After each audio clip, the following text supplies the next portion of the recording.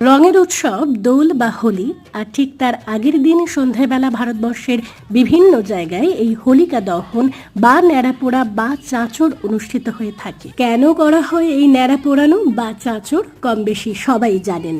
খড়কুটো শুকনো কাঠ দিয়ে একটা স্তূপ বানিয়ে তাকে পোড়ানো হয় এবং ছড়া কেটে বাংলায় বলা হয়, আজ আমাদের ন্যাড়া পোড়া, কাল আমাদের দোল, পূর্ণিমাতে চাঁদ উঠেছে বলো হরি বল। পুরাণ মতে সত্যযুগে দৈত্যরাজ হিরণ্যকশিপুর পুত্র ছিলেন প্রহ্লাদ। তিনি বিষ্ণু ভক্ত ছিলেন, কিন্তু হিরণ্যকশিপু ছিলেন চরম শত্রু হরি নামের ছেলেকে। কিছুতেই এই হরি নাম ছাড়াতে না পারায় একদিন সিদ্ধান্ত নিলেন তার বোন হোলিকাকে দিয়ে প্রহ্লাদকে হত্যা করার। যেহেতু হোলিকা বরপ্রাপ্ত ছিলেন, তাকে কোনো অগ্নিস্পর্শ করতে পারবে না, কিন্তু ভগবান বিষ্ণুর লীলায় প্রহ্লাদ রক্ষা পায় আর হোলিকা আগুনে পুড়ে যায়। এই দিনই ভগবান বিষ্ণু অশুভ শক্তি পুড়িয়ে শুভ শক্তি স্থাপন করেন হোলিকা দহনের মাধ্যমে।